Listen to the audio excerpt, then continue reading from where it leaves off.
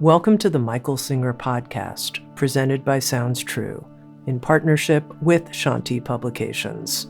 For more information about Michael Singer's work, access to all prior episodes, and information about upcoming releases, we invite you to join us at michaelsingerpodcast.com.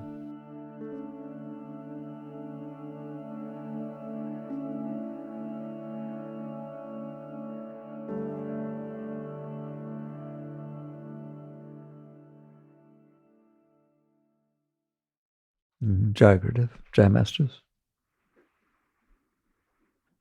The entire purpose of life, your life, all of life, is the merger back into the union, to the universe.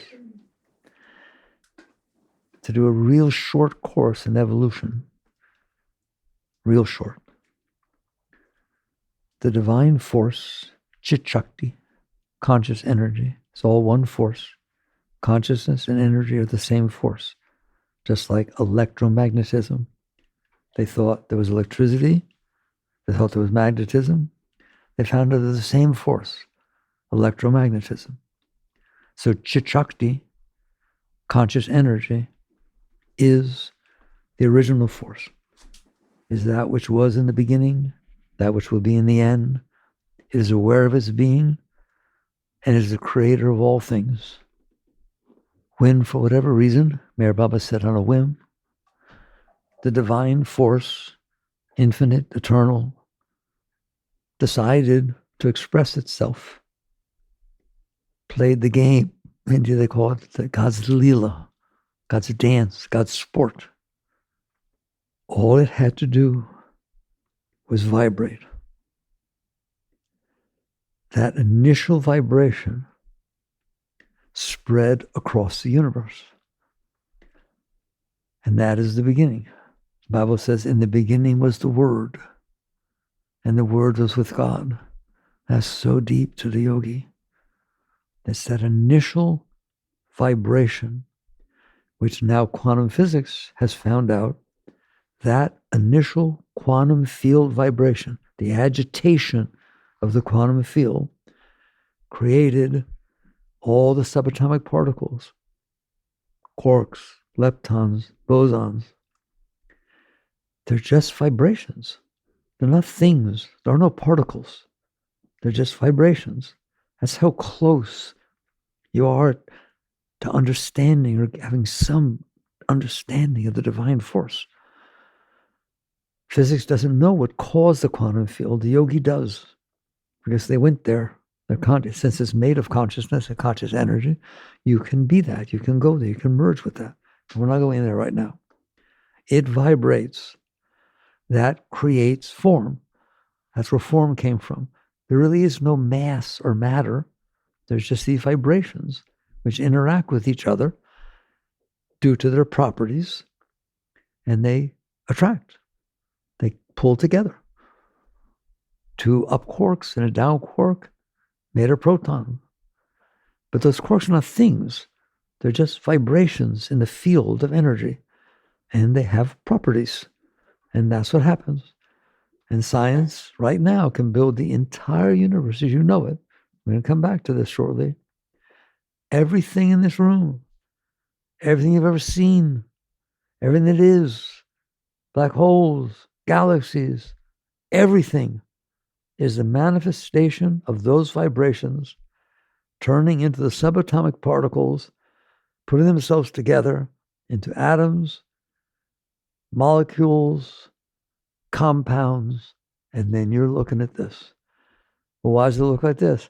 Because the eyes that got put together for you, when consciousness looks out, sees it like this.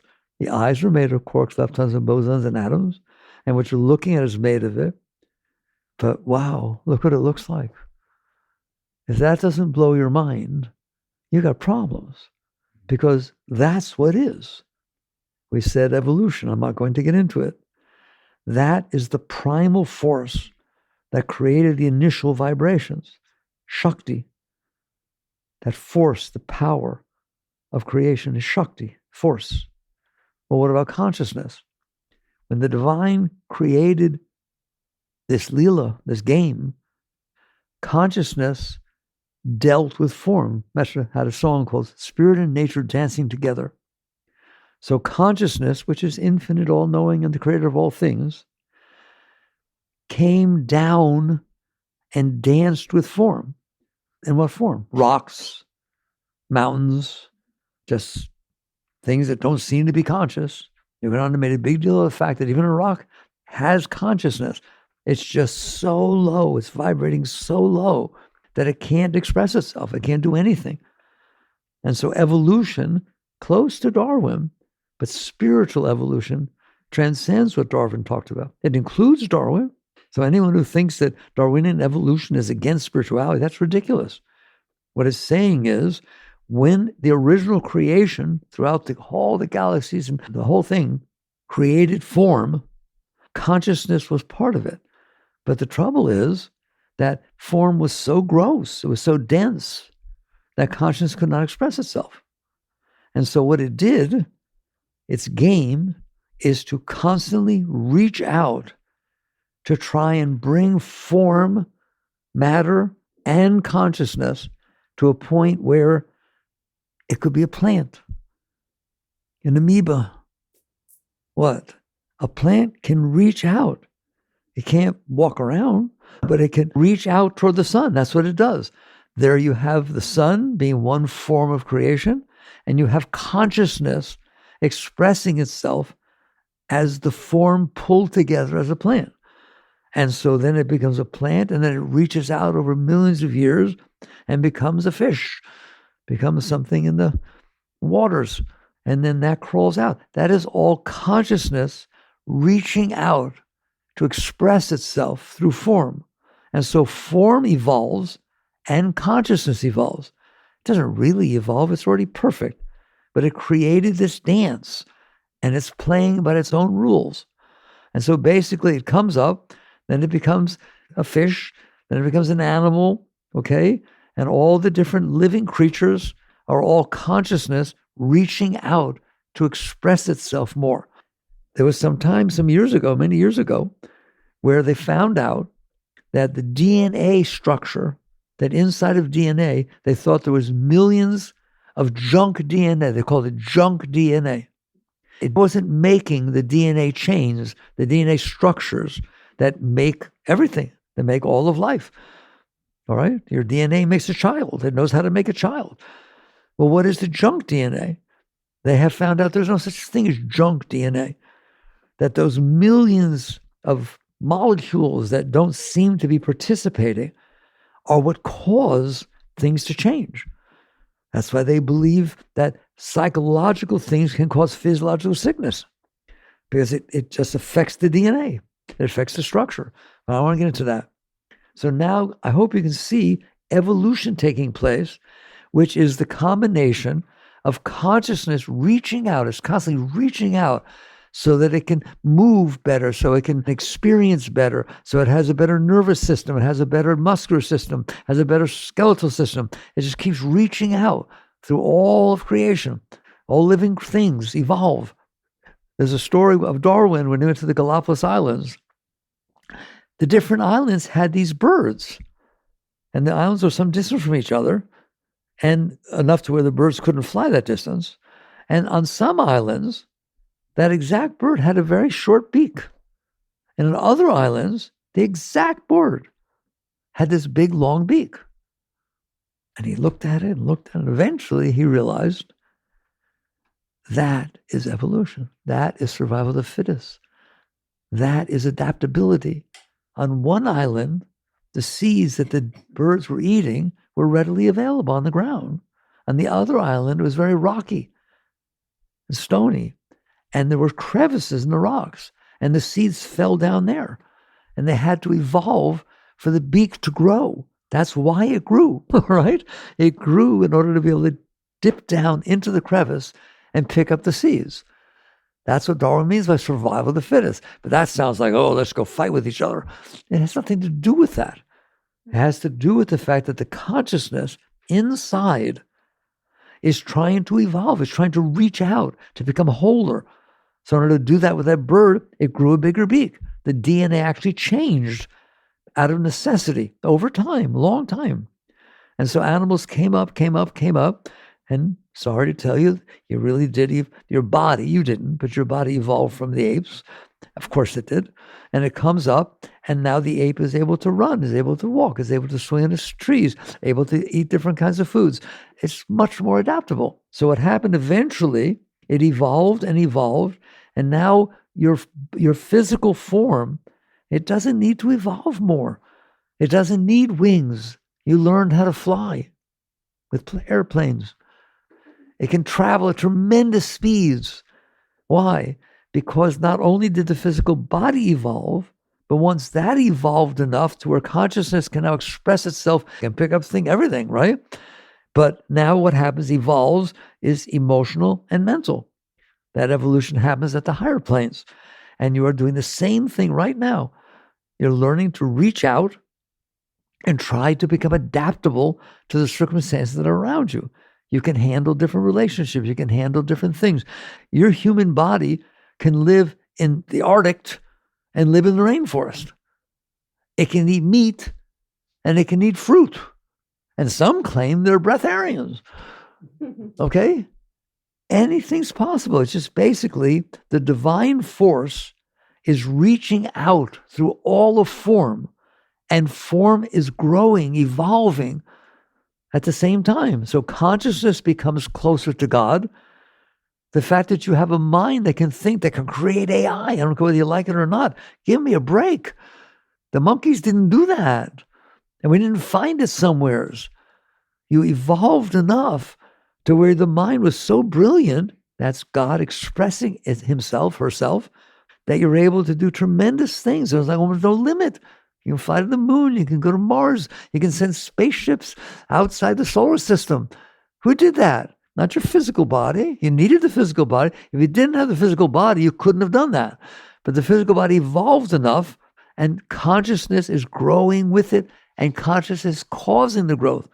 Consciousness is reaching out, causing the mutations, and the physical body, as a result, is a better house for God to live in, to express himself. But it's all God. If you understand that, in 5 minutes, you have quite a lecture. Do you understand that? That is what's going on. Okay, now you have evolved to the point of human birth. It is said that only a human being can reach enlightenment. No other form of a living creature can reach enlightenment. Why? Look how much evolution you went through. It's nice to say, oh, the monkeys are nice too. Yes, they're wonderful. But you have evolved. Your form and your mind and your emotions have evolved way beyond that. And so now, because they're so evolved, they can do things. They can learn. They can grow. They can express. What it's all about is expression. Expression. You're expressing yourself. You're experiencing and expressing. Plants experience, they have auras. We've all read that stuff, okay? But they can't experience like you do.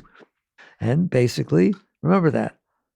The divine force created in order to express itself, but in order to experience the expression, it needs the ability to experience. So expression and experience, that's what's going on.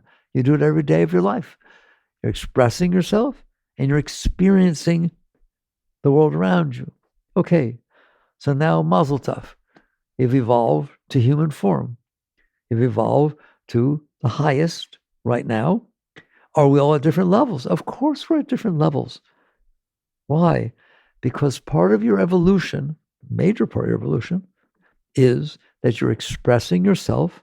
In the areas where you express yourself, you become better at those areas. Just like the beak got longer, right? If you exercise a lot, your body gets stronger. If you want to be a great runner and you try and, like we are breaking world records all the time, are we not? Right? Isn't that amazing? Go look at the Olympics, all right? It just, that which was the greatest thing in the 1980s is nothing now for these guys, all right? They have evolved. They evolve by working with themselves and so on. So physiologically you evolve, and then psychologically, I'm leaving off emotionally as much, or it evolves so much, right? But you also evolve emotionally. Do you evolve emotionally? Do you pick up other people's vibrations? Yeah. Can you feel love? Can you feel insecurity? Right? you have quite a range of emotions. Your heart has evolved into something that can feel tremendous up and tremendous down, right or wrong. And your mind, are you kidding me? It's evolved phenomenal. That some of you think you're dumb. You're not dumb. You're comparing yourself against Einstein. Compare yourself against an armadillo or a possum. You're going to find out you're brilliant. Well, you are. Even against a monkey. Oh, look, they can drive. You all drive all the time. Basically, you're a very evolved creature. And what that was about was God's dance to express himself. And as you express it, you're going higher and higher and higher and getting closer to that state of back to God, back to the Godhead. But we're pretty far away, but we're all at different levels. All right. So given that background, we're going to have a talk. Why I look at my mind, my thoughts, my emotions, my body, and the world, the tiny piece of the world that's in front of me. I'm going to go slowly this time. Is that not true? I know you like to think you're highly evolved beings. You have consciousness that is merged with the universe. That which made everything I just talked to you about is what is looking through your eyes. The whole thing that made everything from the beginning, the initial Om vibration, all right, the cosmic boom, whatever, that consciousness is your consciousness. It's already evolved enough. You are evolved enough to come to that realization. Well, why don't I feel that? You're looking at your thoughts, your emotions, your body, and what is coming in through your senses. Now I'm going to stop because at the beginning of the year, do you get that? Do you see that truth? I don't care how much spiritual you want to be or what you think you've learned before. Is it not true that you're looking at your thoughts all day, all the time? But I made sure they were nice. I practiced positive thinking. They're your thoughts, and that's all you're looking at. That's what you're looking at. And it's, how big are you? I know we like to be big and important, right? There are 8.3 billion of you running around the world now. 8.3 billion. You know what you are? One of 8.3 billion. That's how much you count. That's how much you'll ever count. That is what is going on. And you're watching your thoughts. And you know what you think? That your thoughts are more important than everybody else's. If somebody does something and it doesn't match your thoughts, you know what you say? They're wrong. Are you hearing me?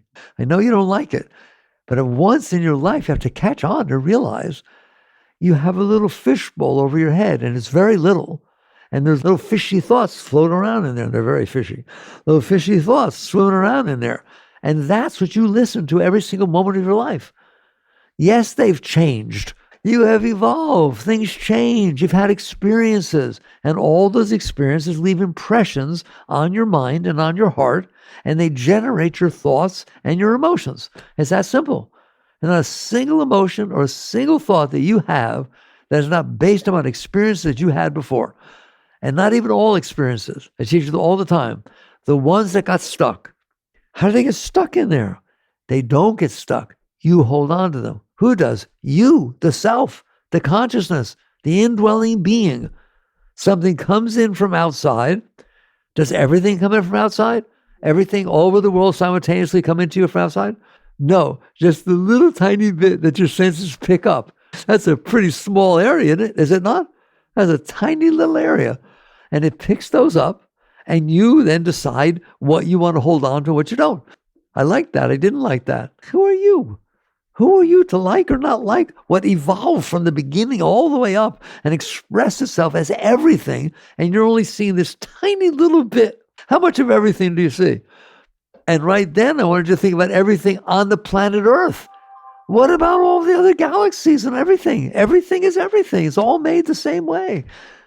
And all you care about is the part that you've seen. It programs you. It programs your thoughts. It programs your emotions. Psychology says man is the sum of his learned experiences. It's not true. You are the consciousness that is addicted to watching the sum of your learned experiences. If something bothered you before, it's still in there.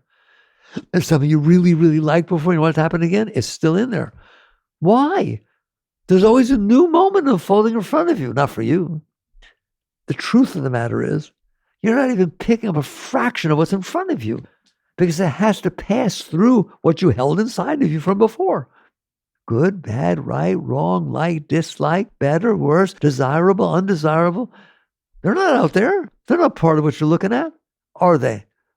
They're part of what you stored inside as the fishbowl got programmed with what's coming in from outside. So not only did nothing came in from outside. How many experiences have you had in your life compared to how many there were to have had? At the same moment you're having an experience, how many did you miss? You missed to your left, you missed to your right, you missed above, you missed below. And that's not to mention the whole rest of the universe. You don't experience anything. You experience a tiny little dot that's happening in front of you. And then another one happens, but you don't get to experience that because you held on to the one that happened before. And what do you end up doing? Instead of using your brilliance, your greatness, your divinity to be part of the whole, remember the whole purpose was for God to experience himself. And he's making himself everything. And you have this ability now with airplanes and with computers. Look how much you've expanded your ability with the web, right? I know there's problems. It doesn't matter. What did that do? It tied you all together. But you still only think about your relationship to what you're looking at. Oh, this is wrong. Oh, I like that. Now you have access to so much more. The plant didn't have that, but you do. Your mind is part of the evolution of creation back to God. Don't you dare think there's something wrong with your mind. There's something wrong with how you use it. There ain't nothing wrong with your mind. Ramakrishna, I keep jumping back and forth. There are enlightened beings. There are beings who reach the final state of merger. He said, the purified mind is no different than the self. Whoa. We'll talk about that.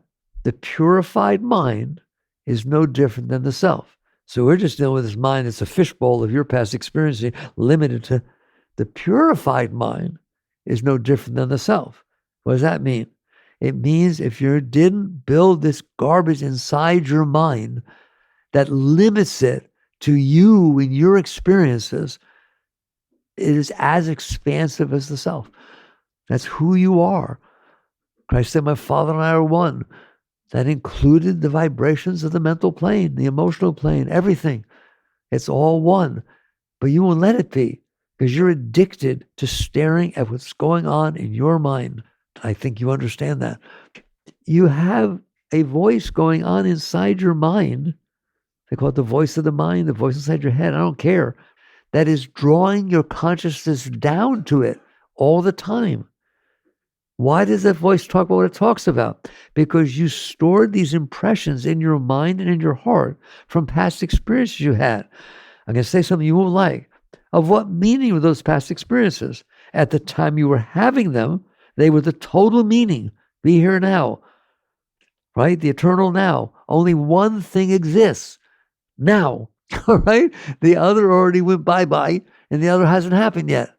So the reality of reality is what you're experiencing. But the minute you hold on to what you experienced before, now you build some other place for your consciousness to go. It can be there then. I'm going to rewrite the book. It has the ability to be someplace else than be here now. But that's in your mind. The only place that exists other than the reality of now is in your mind. And what you did, you built this entire collection of past experiences in your mind. And now when you bring it into the current moment, you can't experience the current moment. You experience it through the filter of your past experiences. You judge. I know you can't fix it right away. We'll talk about that. But are you willing to at least listen? So now when you walk into the moment that's real, you bring the unreal. You bring that which is not real. That which happened to you before is not real. It's a memory. Albert once called it, it's a ghost of your past. Is it not? And it's sitting there expressing itself, mixing with the present. So you can't trust what you see, right? Because it's all mushed together. And I guarantee you that what's coming up from inside that you stored in there is way more powerful than what you're seeing outside. All you have to do is look at somebody that you met 10 years ago and didn't like, and they all of a sudden show up in your life. You do not see that person. You see there's some scars, the patterns that got stored from before. You feel the animosity. You feel it, or like or dislike, yes or no. Who's willing to honestly look at this? You're caught in yourself. Who is? God. You're a divine being. You're capable of experiencing universal merger, oneness. But that consciousness is addicted to staring at your thoughts, your emotions, your body, and the world around you. When I say world around you, that's such a misnomer, right? It's just that which your senses picks up. But I read a lot. How much did you never read that was ever written? And how many other things could you be doing instead of reading at the same moment you're reading? How much are you missing? I told you once, what you have in there that you're so proud of or afraid of, shamed of, is statistically insignificant in relationship to what is. But you never look at what is. Why? Because you're addicted to looking at you. And while you're addicted to looking at you, you ain't going nowhere. So the purified mind is no different than the self. Doesn't mean you don't swear. It means the mind doesn't have these samskaras in it that tie it down to your past experience, your past likes and dislikes. Just all the garbage you built. The ego's gone. Okay? You do have an ego, don't you? You care what people think about you. You care what this happens and that happens. You care what's going to happen tomorrow.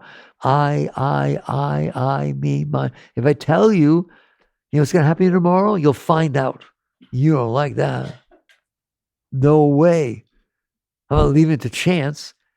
Chance built this whole thing. You didn't. The whole universe happened the way I just told you. You weren't even here. But I need to control tomorrow.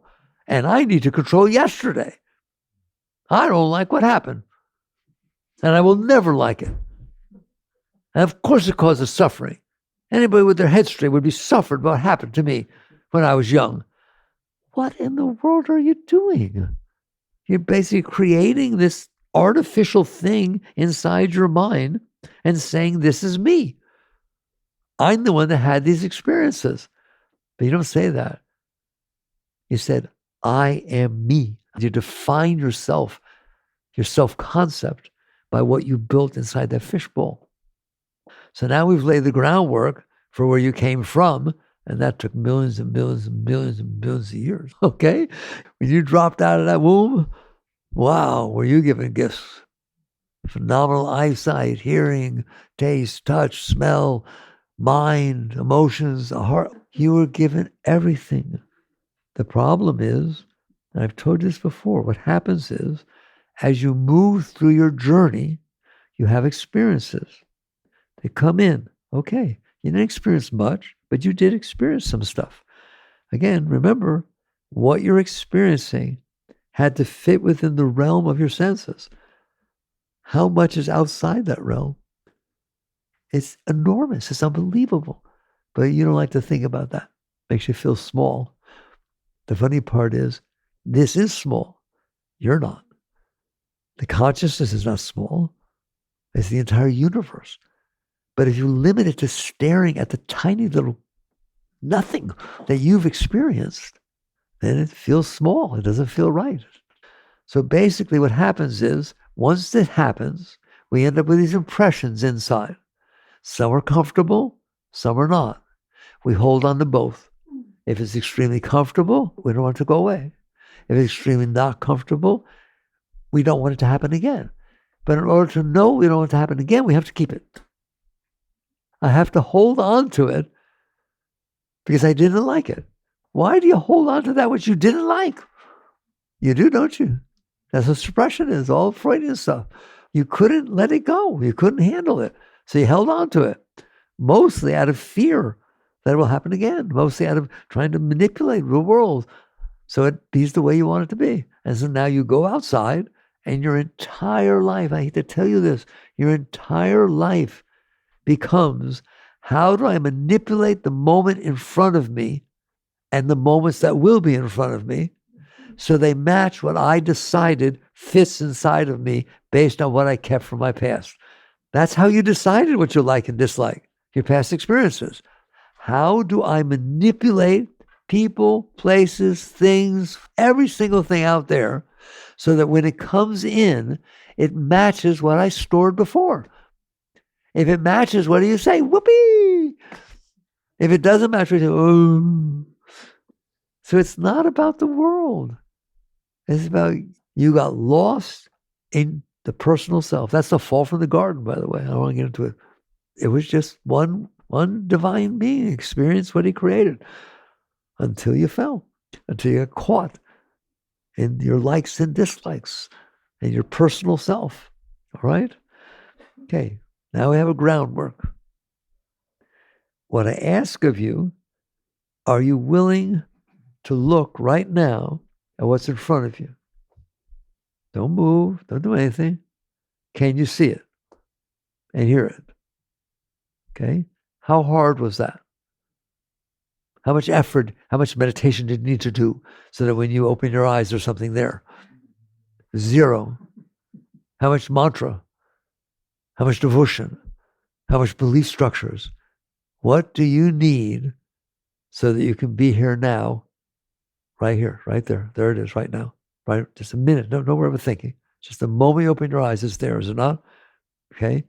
That is what it's like inside of an enlightened being.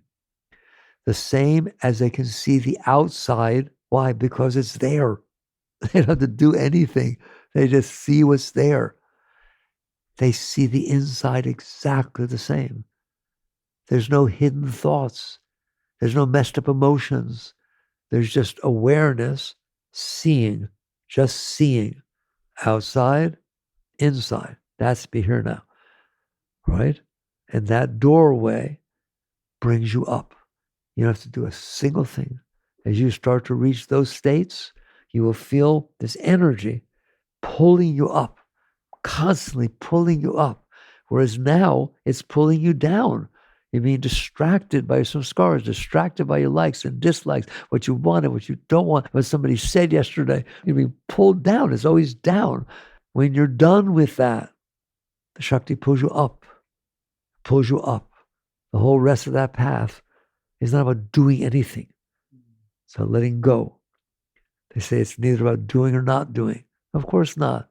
What is not doing? Oh no, I shouldn't do that. It's not right. What is doing? I want to do that. It's neither.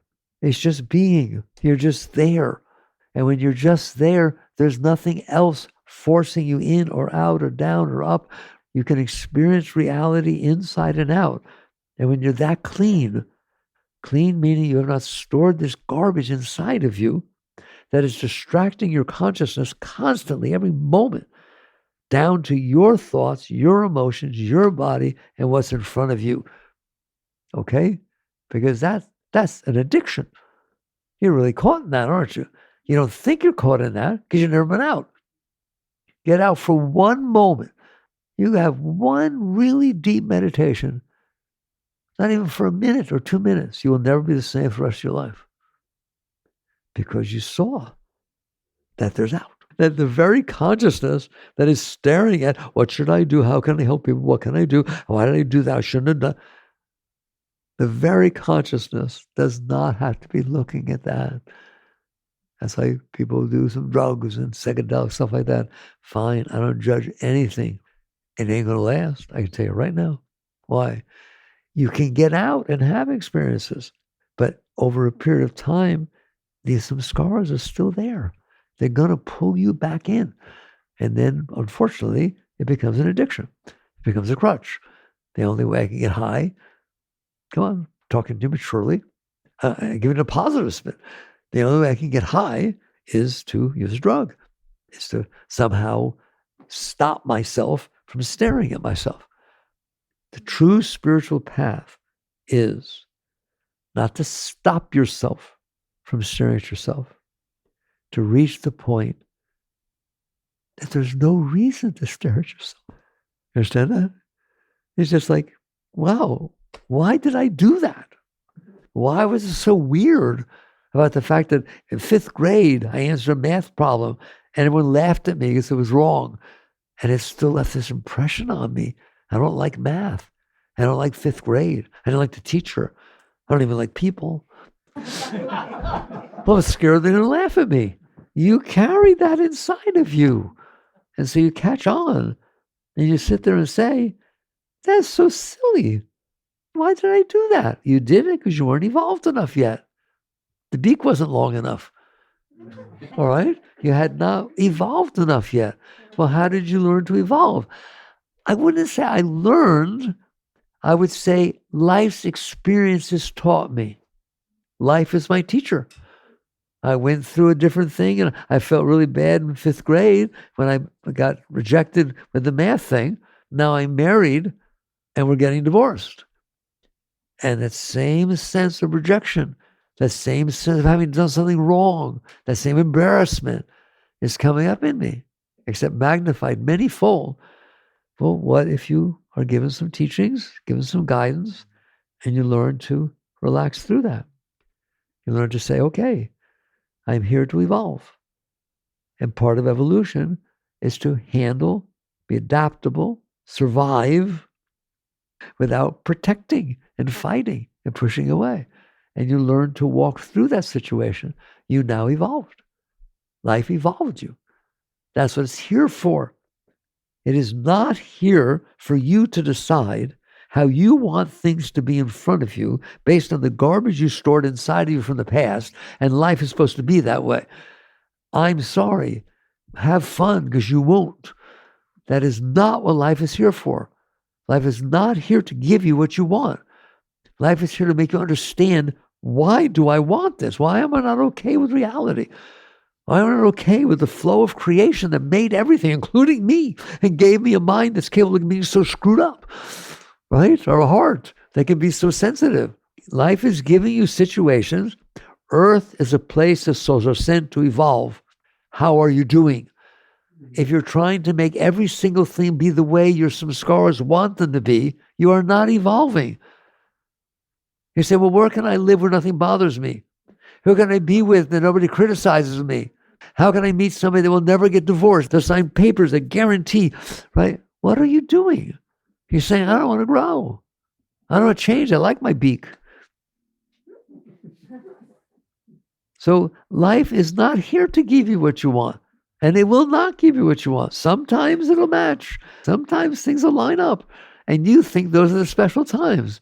You're welcome to enjoy those times. You're welcome to be fed and be encouraged, but not, I'm supposed to feel these times, and if I don't, I did something wrong, or somebody did something wrong, because that's what I want to feel, and if it's not that way, I'm out of here. And if it is that way, I'm staying.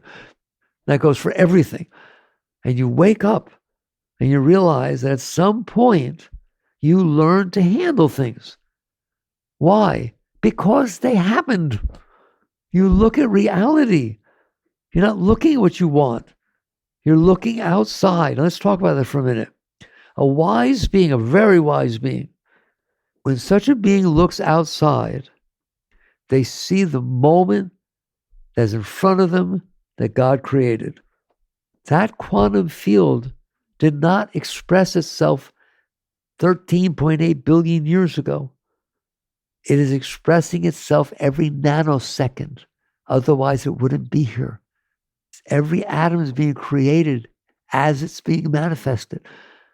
And you are looking out and you're seeing a very, very sacred, special thing. The moment that your consciousness is experiencing.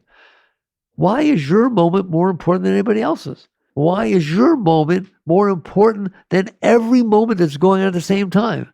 Because it just happens to be the moment your consciousness is looking at. Whoopee! Like I said, there's 8.3 billion other consciousnesses looking at different moments, and yours will look at something different in a nanosecond.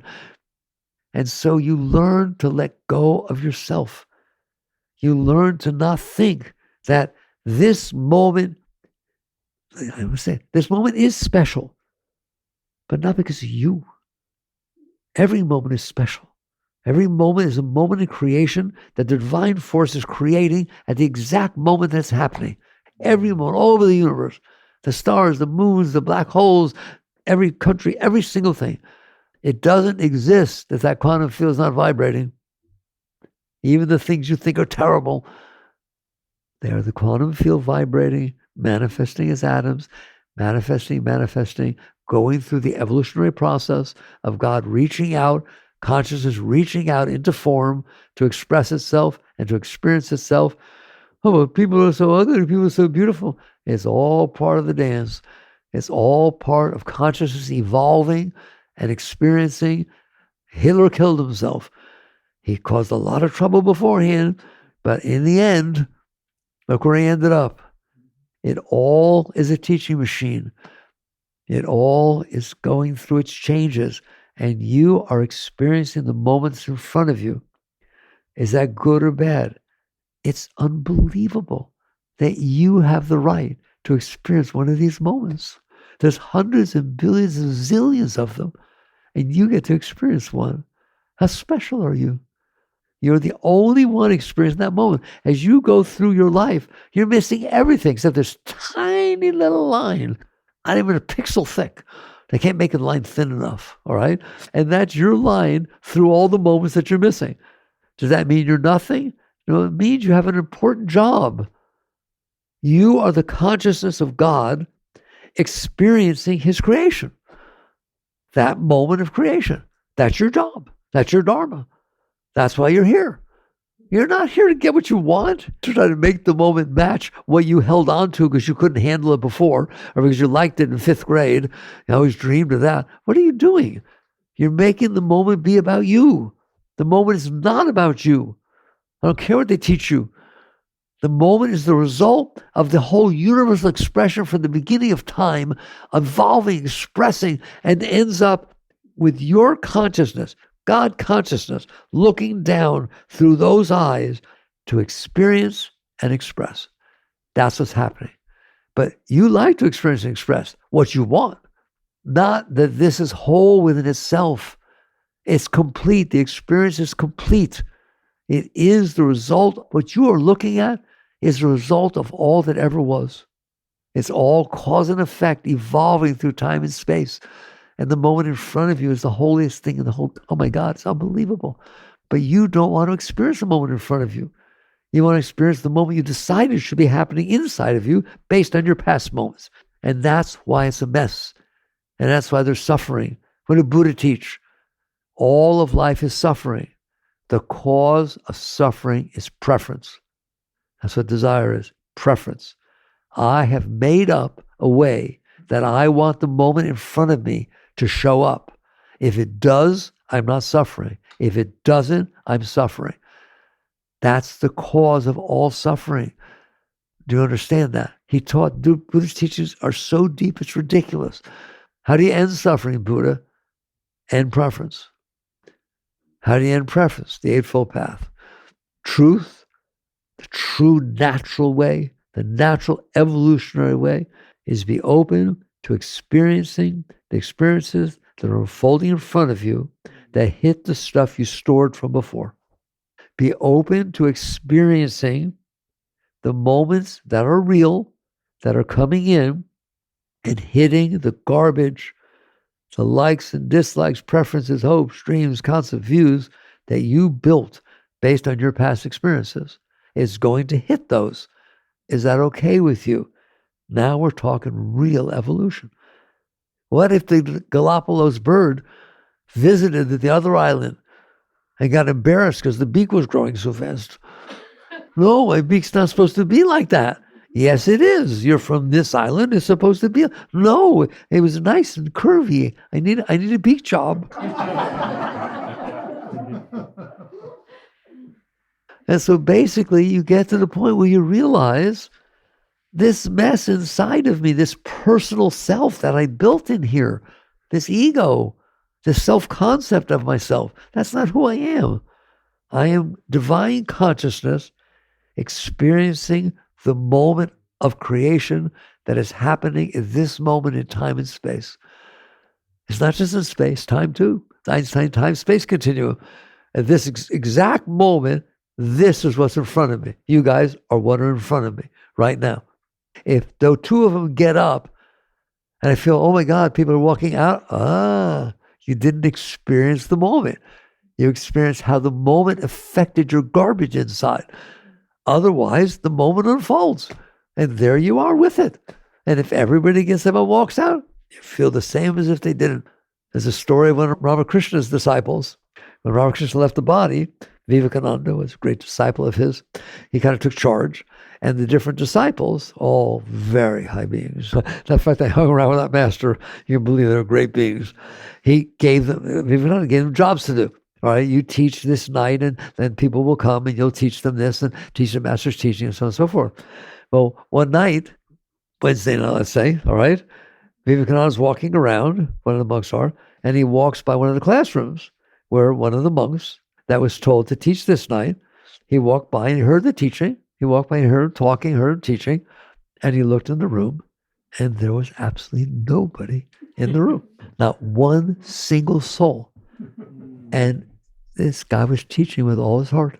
He was just teaching it out, right? He couldn't care less. He wasn't a good teacher, so people didn't come and hang out with him. It didn't make any difference. He was just doing what was put before him. And he was in ecstasy. He was free. These are deep teachings. It's not about success and failure. It's about coming in harmony with what's in front of you and serving it to the best of your ability. And the first step in serving it is to realize that moment's holy. It's holy. It's not important as how I want it or don't want it. It's important because I'm the only one experiencing it. If I don't experience it, God doesn't get to experience and express himself through that moment. There, now you're a devotee. You understand that? And you just sit there and say, I don't care about me.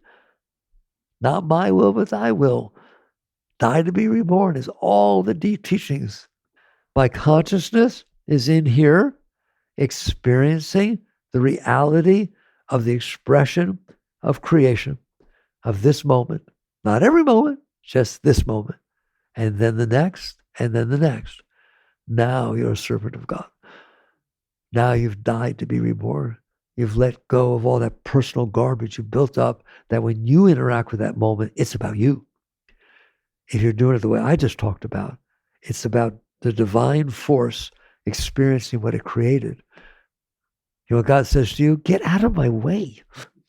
A nice Jewish yogi, I think the teachings of Christ are phenomenal. Forgive them, Lord, for they know not what they do. Forgive them, Lord, for they know not what they do. That's a being who's completely clear, experiencing the reality of the moment unfolding, and realizing that those people are lost. Has nothing to do with me. Understand it? Has nothing to do with my pain or what's going to happen to me or fear of this or that. It has to do with, I'm open and this is the reality. Christ constantly said, let unfold what's meant to unfold. When they went and arrested him, I haven't read the Bible for a long time. When they went and arrested him, one of the disciples took out a sword and cut off the arm of a soldier, right? Anyone know the Bible? Cut off the arm of the soldier.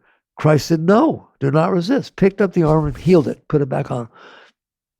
Let happen what is meant to happen. When he kissed Judas, now you all think Judas is terrible. He leaned over, kissed Judas, and said, now go do what you must do. This is what I'm telling you about. That's a state that's incomprehensible. It's completely impersonal. There is no personal involved. You're just honoring and respecting the dance that's unfolding. The Bhagavad Gita, which I'm not getting into, is all about that. That is every single thing. You have Krishna's teacher Arjuna, he's teaching exactly what we just talked about. You're not here for you. You're the instrument of divine will. So the deep teachings are all about letting go of yourself.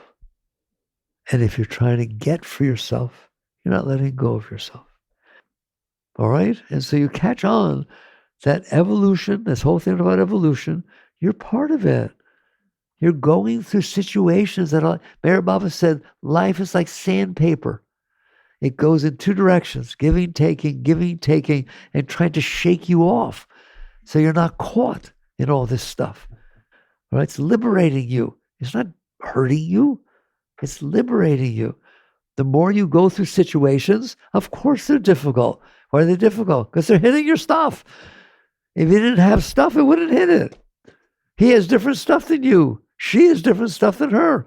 So life just goes about its business, minding his own business. It doesn't know it's hurting you. A hurricane comes through, 120-mile-an-hour winds, houses blowing away. Next morning, what does it look like? Balmy, beautiful, clear, crisp.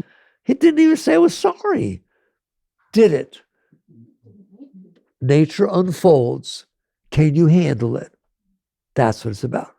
And when you pull together like communities do, it makes you cry so beautiful, right? That all of a sudden neighbors that never talk to each other pull together and are helping each other rebuild. You hear me? All right? That's part of your evolution. There are people who have said to me often, very often, that what I thought was the worst experience of my life turned out to be the best. I grew so much. I lost fear. I lost insecurity. Do you understand that? So now you're understanding what's going on. That is the purpose of creation, and this moment in front of you is holy. But what if it's wrong? You think it's wrong because you're a Democrat. You think it's right because you're a Republican. Who's right? It's based on the impressions that got left on you, and everybody's welcome to paint in any picture they want that matches what they want. Do you understand? Don't you dare think that they don't believe they're right. And don't you dare think that you don't believe you're right. And point at it any way you want. So what does that mean? That I don't do anything? No, it didn't say that about you doing anything. You're going to have impressions from the past. You're going to have opinions. There's leftover stuff. You are welcome to be clear first and then come down and participate in the dance. I said, experience and expression. So if it comes down and you're clear and your dharma is to carry signs or to resist or to protest, okay? But you're not doing it because it's messing you up. You're not doing it because you can't handle what's going on. You're doing it because this is your role to play. That's the Gita. This is your dharma. This is your role. And so you come down with peace and consciousness into the moment. The moment is holy. Serve it. How you serve it has a lot to do with how it's unfolding. The point is, when you're clear, you're Gandhi, you're King, Martin Luther King, you're more that type of person. You understand that? That is bringing peace and harmony into the world, but not fighting and killing and doing different things because you can't handle it. When you can sit there and say, this is happening, and I feel that I can bring peace and harmony into the situation, by all means, it's your job. If it's not your job, it will let you know. It's a guide. Life is your guide. But you think the guide is by getting me what I want. No. The guide is by hitting your stuff when you're out of harmony. And eventually, and I'll stop, eventually you get to the point where I want it to hit my stuff. I don't want this stuff in here. I want to be part of the evolutionary process so that I can handle whatever takes place. And then I can deal with it. All right. Jagrative.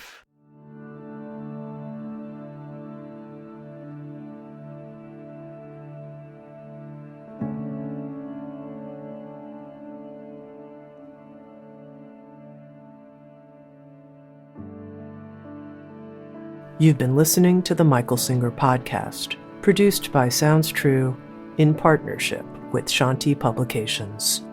For more information on Michael's body of work and all back episodes, please join us at michaelsingerpodcast.com. Thanks so much for listening. Sounds True, waking up the world.